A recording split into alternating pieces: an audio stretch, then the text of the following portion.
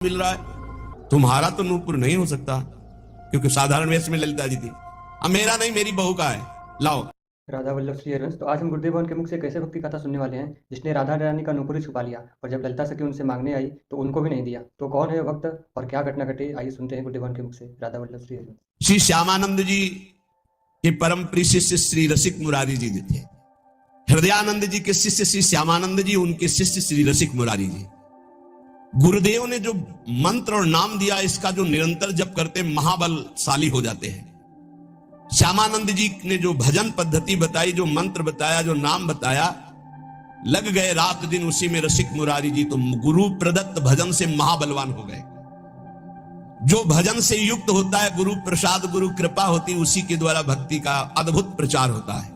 उस समय लुप्त हो चुकी थी भक्ति मानो, तो श्री गुरु की कृपा एवं गुरु प्रदत्त भजन के बल से संत सेवा, भगवत यश गायन और भक्ति का अद्भुत प्रताप श्री रसिक मुरारी जी ने प्रकट किया।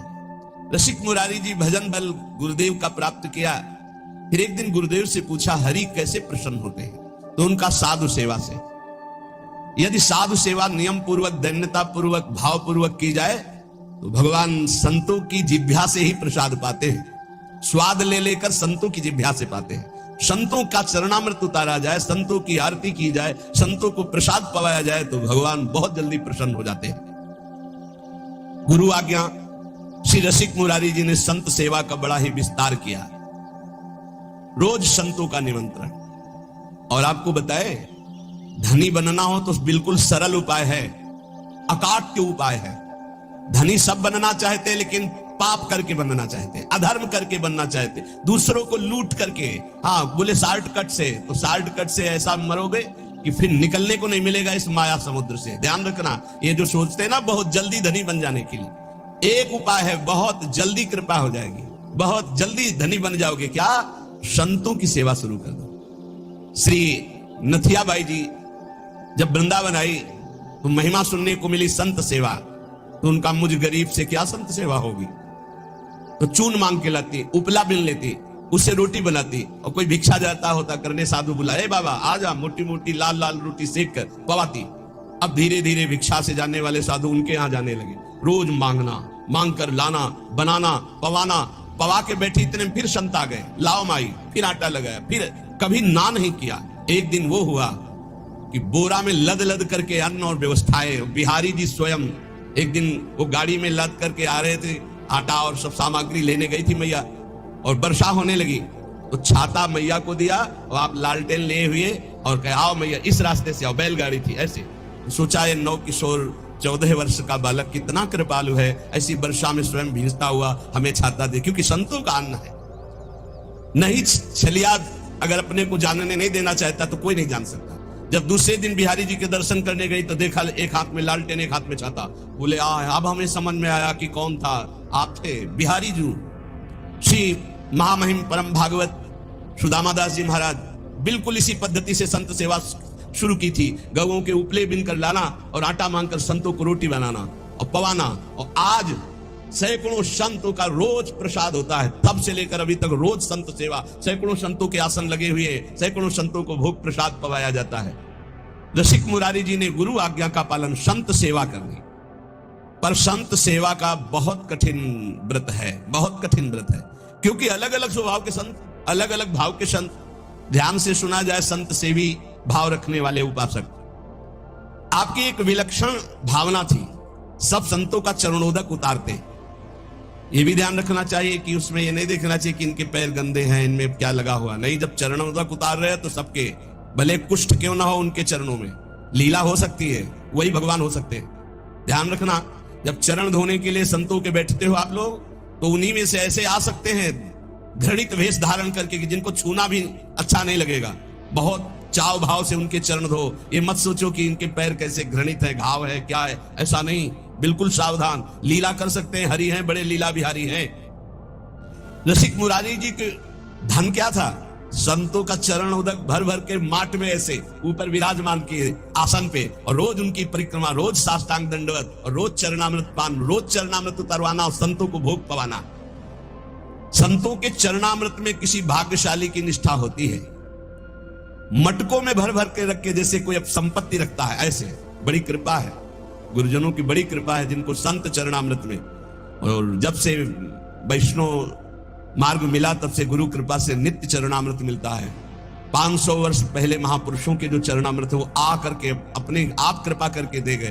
आपके हृदय में संत वैष्णवों के प्रति अपार सुख देने की भावना आ गई, क्योंकि गुरुदेव ने कहा संत सेवा में ही भगवान की प्राप्ति होगी। श्री प्रियादास जी कह रहे कि रसिक मुरारी जी की संत सेवा की महिमा का वर्णन या संतों के प्रतिभाव का वर्णन एक जिह्वा में कैसे करूं, मतलब इतनी अपार संत सेवा की भावना, मेरी बुद्धि थकित हो जाती इनकी महिमा देख करके संत सेवा की। आप बड़े समारोह से श्री गुरु उत्सव मनाया करते थे, उसमें पूरे दिन कथा कीर्तन सत्संग भोज भंडारा होता रहता था, सब संतों को बड़ा सुख प्रदान करते थे। यह उत्सव 12 दिन तक लगातार गुरु उत्सव चलता, 12 दिन भक्तों की भीड़ रहती जो देखने में अत्यंत आनंद प्रदान करने वाली होती है। गुरु उत्सव, इस उत्सव का नाम दंडोत्सव है। इस संबंध में कथा आती है कि इनके गुरुदेव श्री श्यामानंद जी श्री वृंदावन में जब वास करते थे तो नित्य प्रति सेवा कुंज में सोहनी लगाते थे। सोहनी लगाना हमारे ब्रज की बहुत बड़ी उपासना है, जिसे साधारण भाषा में कहते हैं झाड़ू लगाना, तो यहां सोहनी लगाना कहते हैं। तो रोज सेवा कुंज में सोहनी लगाते थे।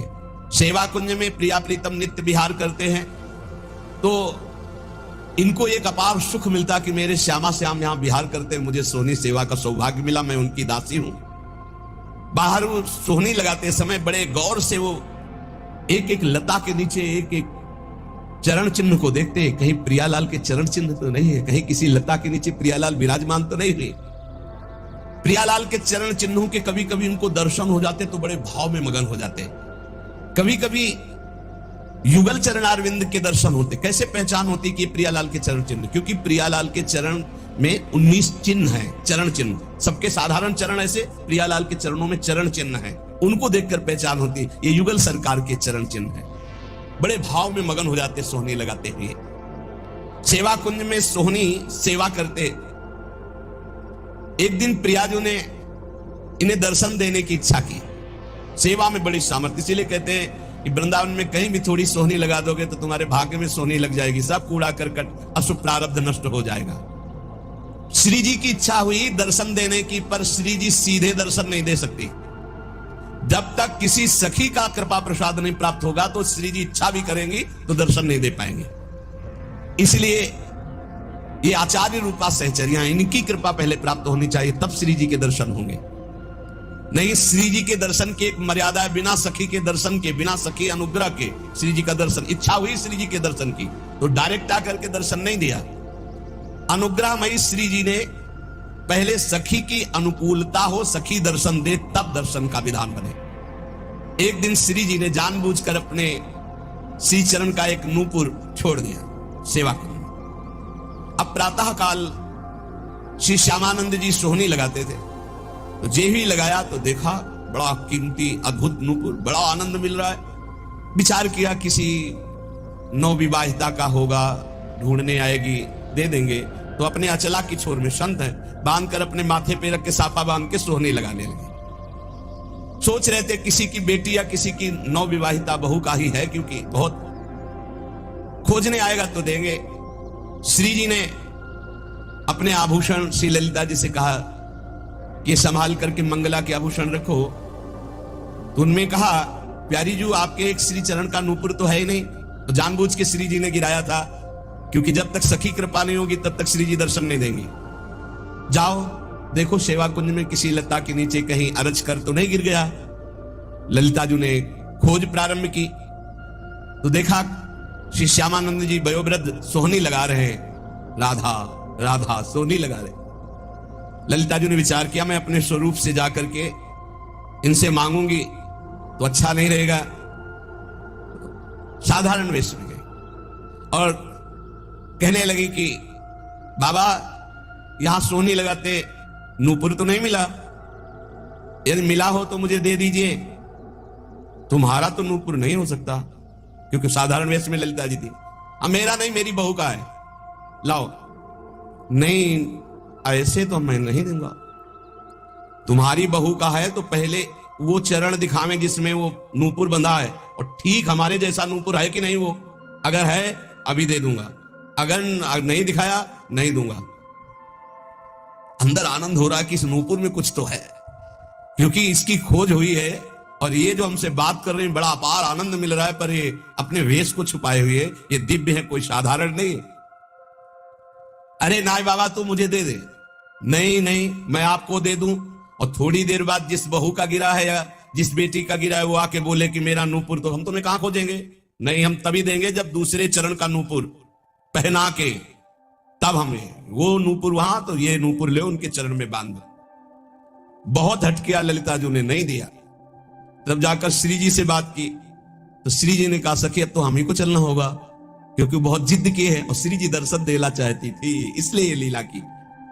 और सखी देखिए रोज मेरी कुंज की सेवा सोहनी सेवा करता है, चलो इसको निहाल करते हैं। देखो कैसी हमारी करुणामयी स्वामिनी, देखो नूपुर भी मिल जाएगा और रोज सोहनी सेवा करता है तो इसका फल भी उसको मिल जाएगा, मेरे दर्शन हो जाएंगे। श्री जी उतावली है दर्शन देने के लिए, इसलिए हमारी स्वामिनी जैसा स्वभाव किसका, सहज स्वभाव पर्यो नवल किशोरी जी को मृदुता दयालुता कृपालुता की राशि है, स्वयं दर्शन का विधान बनाते अपने नूपुर छोड़ दिए।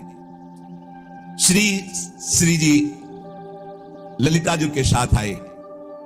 ललिता जी ने कहा देखो इनके चरणों की तरफ देखो, वो नूपुर है ना, ऐसा है ना नूपुर, उतारे देख, हाँ साष्टांग चरणों में लौट गए। श्री जी की करुणा देखी, इशारा किया मैं बांधू। श्री जी ने श्री जी के चरणों में नूपुर बांधा और श्री जी ने वरद हस्त श्यामानंद महाप्रभु के मस्तक पर। क्या सौभाग्य, ये कथाएं नहीं है, ये कि सत्य घटनाएं हैं। ये घर है श्री जी का घर, ऐसा न समझो किसी युग की कोई हम कथा कह रहे हैं, ये घर है श्री जी का प्यारे। यहां आज भी श्री जी कैसे तुम्हें बताए, बस वाणी की सामर्थ्य नहीं, कहा कहो एक जीव सखीरी बात की बात बात। श्री जी दुलार कर रही श्यामानंद, मेरी कुंज की सोहनी लगाने वाली मेरी ये सखी है, दुलार कर रही। अपने कर कमल से श्री जी के अति दुर्लभ ब्रह्मेश्वरादि सुदुरूह पदारविंद, उनमें नूपुर पहना रहे हैं श्री श्यामानंद जी। श्री जी बहुत प्रसन्न, लौट गए फिर चरणों में, तो अपने श्री चरणों की जो नूपुर बांधा था वही झनकारते हुए ऐसे मस्तक में किया, तो नूपुर की दिव्य छाप श्यामानंद महाप्रभु के मस्तक पर पड़ गई।